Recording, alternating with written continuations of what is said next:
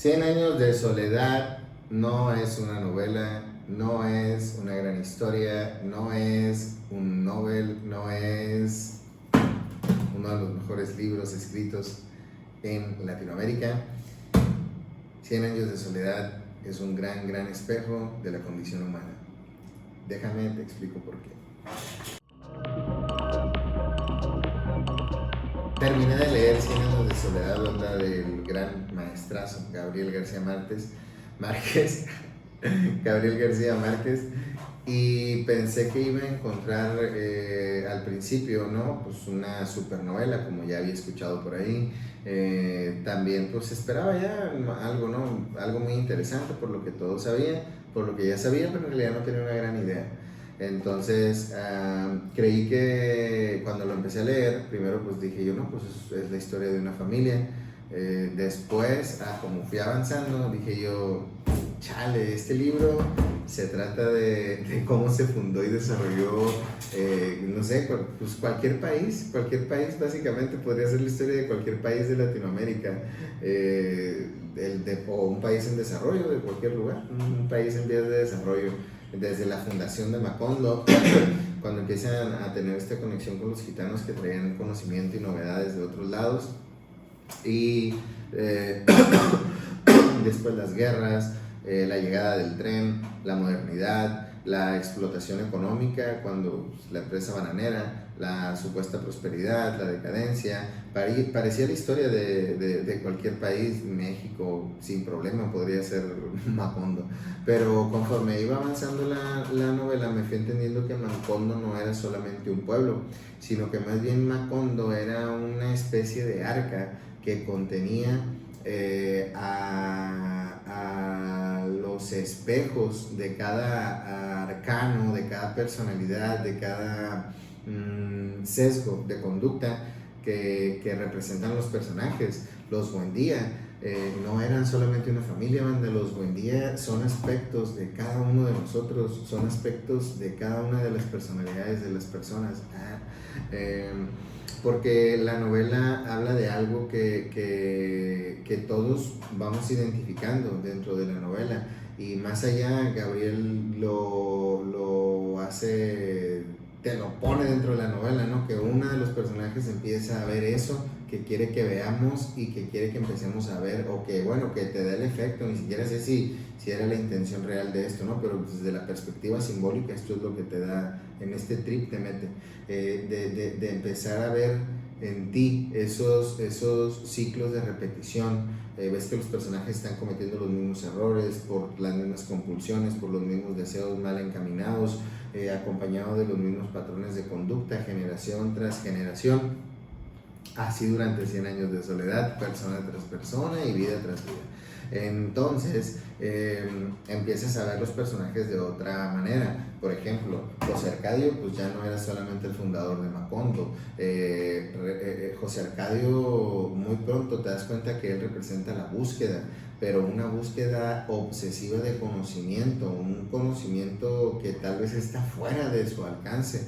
Es el hombre que quiere conocer los misterios de la existencia. A él, a este personaje no le basta con la sorpresa y la alegría en el corazón de sorprenderte de cómo funciona algo, un invento de los gitanos. No, él va obsesivamente hasta el centro, hasta el fondo, al final de todo, y esa misma búsqueda es la que lo va perdiendo dentro de la razón. Está muy elevado este personaje. Es el hombre que persigue la piedra filosofal y que termina perdido dentro de la propia búsqueda. Y no es que no encuentre nada, sino es que encuentra que nada tiene sentido, entonces se pierde. Es el hombre más arrojado, aventado de la novela. Sale a fundar un pueblo con su morra embarazada, por ser atrevido y defender su honor, y termina amarrado de un árbol, termina amarrado en un castaño, ¿no? En el árbol. Ahí fue donde empecé a ver entonces paradojas que hay dentro de los personajes y de la historia, ciertas contradicciones que les toca vivir a los personajes, además de que cada uno de los personajes se va desarrollando en polos, en líneas que ahorita te voy a explicar bien.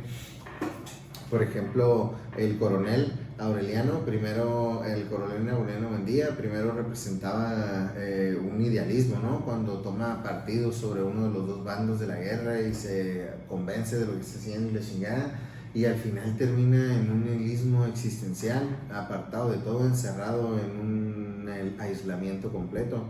Aureliano II representa la abundancia, pero la abundancia llevada al extremo, sin el respeto, sin la gratitud, no sé sin el merecimiento tal vez, justo sin estar, más bien sin estar preparado mentalmente para un nivel de abundancia. Como lo que termina trayendo es decadencia. Amaranta, el amor negado, era la más dispuesta a amar y nunca amó de verdad, no tuvo amor de verdad. Fernanda, que era la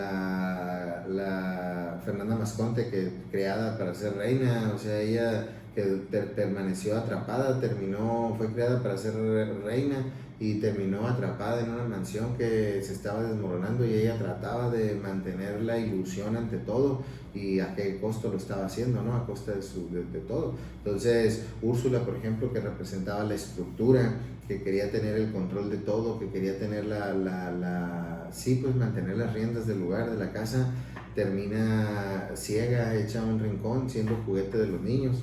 Entonces, Melquiades, el hombre de conocimiento, cada uno termina atrapado por aquello que se suponía, digo se suponía, ¿no? Porque ni siquiera sé, te digo, si esta es la intención del libro realmente, pero pues meramente es mi perspectiva desde un punto de vista más simbólico, no solo desde el entretenimiento, sino llevando esto un poquito más profundo. Cómo cada uno termina por quedar atrapado por aquello que se suponía que tenía que aprender a gobernar, lo que tenía que aprender a dirigir. Entonces ahí fue donde ya dije yo, no, o sea, esto va de algo mucho más profundo. No se trataba de una familia, ya no se trataba de un pueblo, ya no se trataba de una época, sino que cada personaje nos estaba hablando de sesgos de la condición humana, sesgos de la conducta, de la personalidad, porque todos tenemos impulsos dominantes, raza.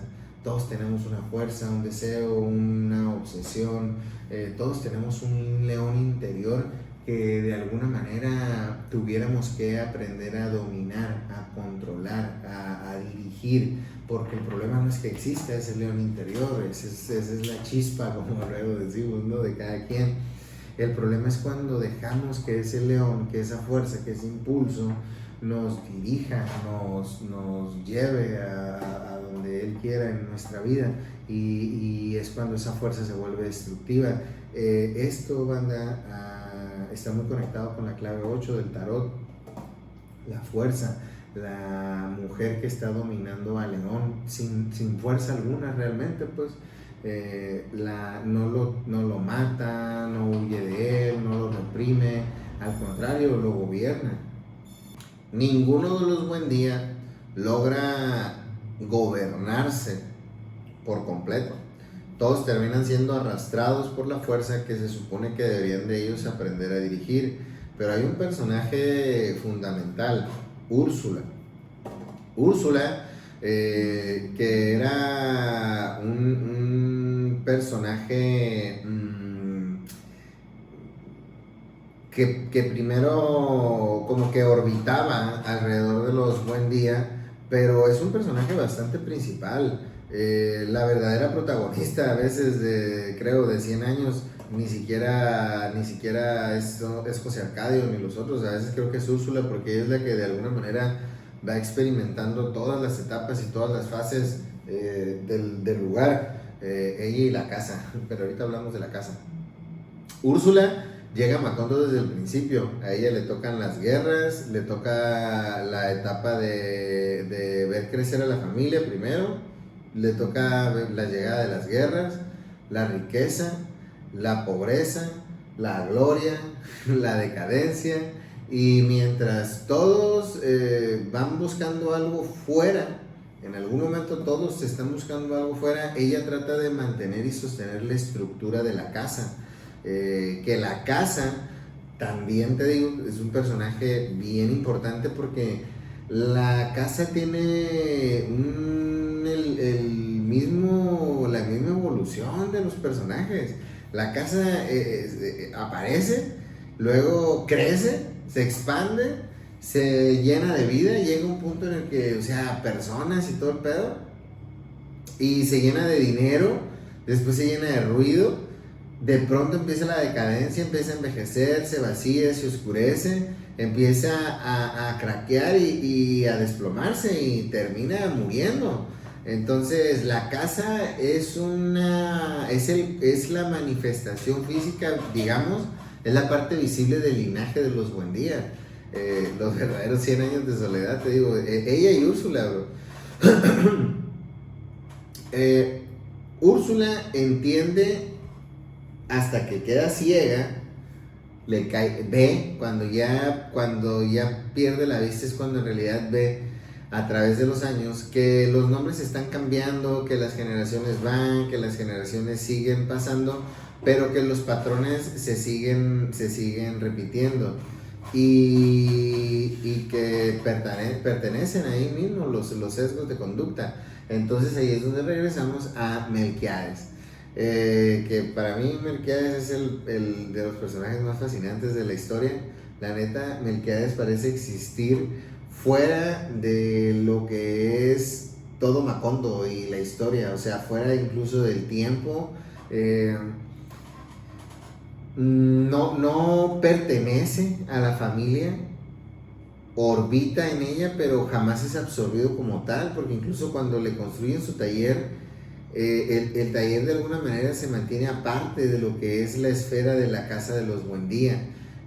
No pertenece a la familia, no pertenece a Macondo, observa, escribe en los papiros, en sus registros, comprende, pero no interviene, o sea, deja que los eventos sucedan y lo deja escrito en los pergaminos.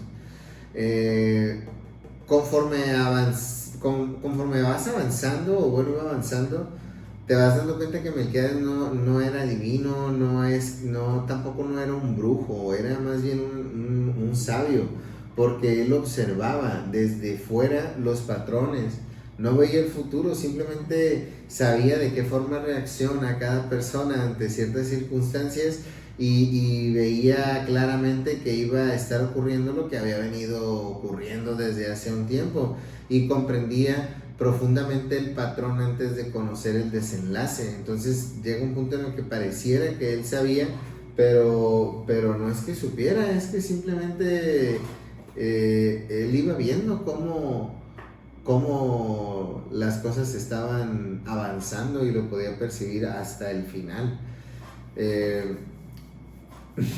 Que puta madre, el final, Aureliano Babilonia.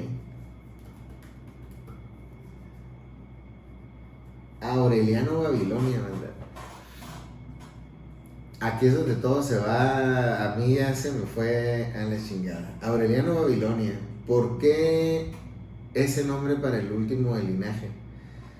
Aureliano Babilonia,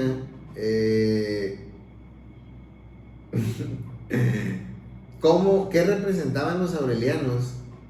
Que no te voy a decir tanto para que te den más ganas de leer el libro, pero lo que sabes que ya representaban los aurelianos, combinado con todo el poder de la palabra y del simbolismo de Babilonia, porque Babilonia nunca ha sido una ciudad, Babilonia siempre ha sido un símbolo en la literatura.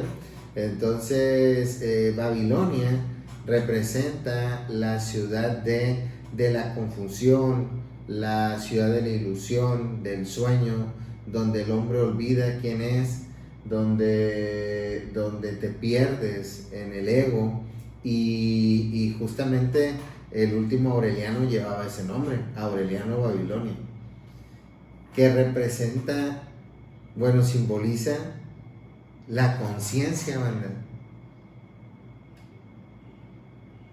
atrapada en la ilusión del ego. Qué potente está ese pedo.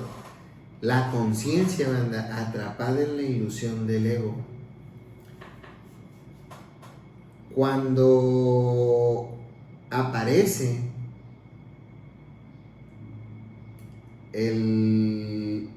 finalmente pero parece que finalmente puede despertar cuando llegue el momento en el que él pueda trascender ese patrón de comportamiento, de conducta. Ocurre lo mismo que ocurrió con todos los demás. Se entregan. O sea, suelta el león. Se entrega al león y deja que el león lo lleve.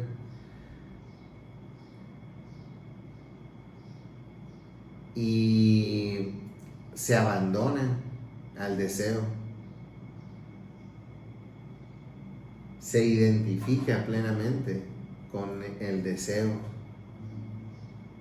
con el ego, con la ilusión, con la confusión. Y en ese punto de la lectura es que la verdadera, me cae el 20 ahí, de que la verdadera condena de los Buendía no fue el incesto o que diera origen al linaje, no fue la cola de cerdo, ni tampoco la profecía. La verdadera condena fue la ceguera voluntaria.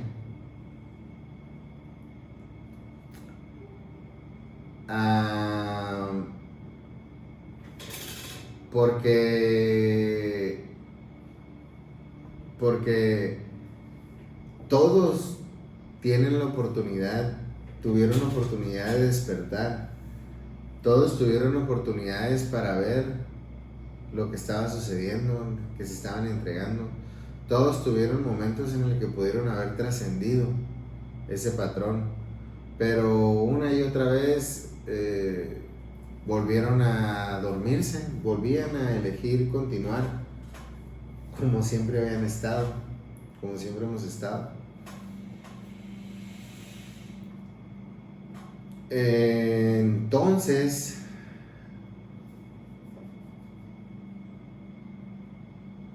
la frase final de Melquiades adquiere un significado distinto desde el punto de vista simbólico y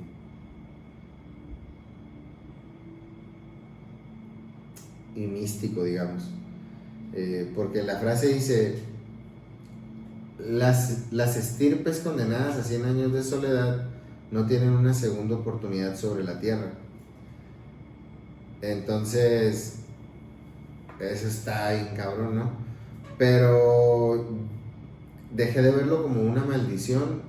Bueno, no lo vi como una maldición, así como una sentencia, sino como una advertencia. Porque nadie está condenado mientras pueda observar, mientras pueda reconocer, mientras pueda despertar. Creo que por eso es que seguimos y se sigue adelante, porque no estás realmente entregado, digamos. Lo ves, haces un examen de conciencia, corriges, pides disculpas, enderezas el camino. Es de lo que se ha tratado la vida, poco a poco desde que iniciamos. Creo que la verdadera maldición o la condena aparece cuando vemos el patrón, cuando vemos lo que estamos haciendo y decidimos continuar exactamente igual, sin hacer ajustes, sin hacer una modificación, sin comprender, sin trascender, a pesar de que ya hemos descubierto algo, pero pues es más cómodo y es más fácil ignorarlo. Cuando elegimos no ver, porque eso es lo que hacemos, y por algo dicen que no hay peor ciego que el que no quiere ver, es cuando realmente nos cae la condena o pues el ajuste, ¿no? El ajuste.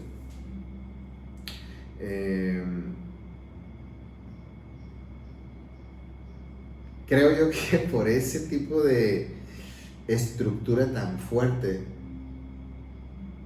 de la novela, que pueda soportar tanta información en personajes y una forma tan digerible y llevada a ti, que te haga atraparte, que te haga ver cosas, aunque puede ser que incluso la lea una persona y no comprenda nada de lo que te estoy hablando, ¿no? Que vea 100% personajes, pecados, condenas, pero el subconsciente sí graba, pues, y sí el hecho de que leas un libro y que acompañes a un linaje durante 100 años y que empieces a ver las repeticiones, los errores, lo importante de trascender, subconscientemente te deja algo. Entonces creo yo que por esta gran capacidad del libro es que ganó un Nobel, no porque sea realismo mágico, no porque Macondo sea un lugar encantador, no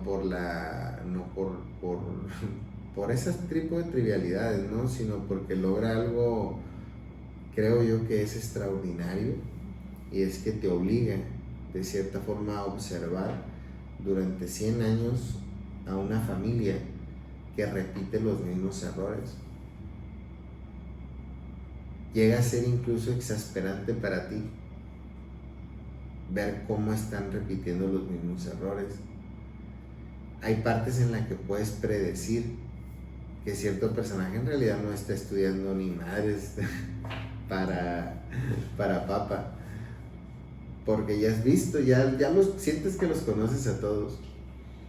Entonces lo hace tan evidente poco a poco que realmente, si lo pillas, al final terminas preguntándote cuál es tu patrón, cuál es mi Macondo, a qué árbol estoy amarrado, cómo anda mi Aureliano II, cómo anda ese apego, esa estructura que representa Úrsula, a qué estoy apegado. Te hace preguntar qué león es el que te anda jaloneando, qué león es el que te está arrastrando, porque cuando tú no diriges al león, el león te arrastra. Entonces te hace preguntártelo, y preguntártelo ya es trascendente, porque preguntarte eso te hace observar, te hace ver, y una vez que lo ves no puedes volver a ser el mismo. No sé si ese sea el verdadero sentido o el verdadero propósito de 100 años de soledad.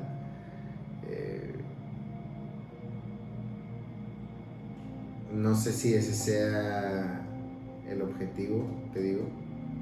Si no sea nada más contarte una historia, sino obligarte a ver dentro de ti mismo y trascender lo que cada uno de nosotros debe trascender. Espejos, banda, súper recomendable. 100 años de soledad.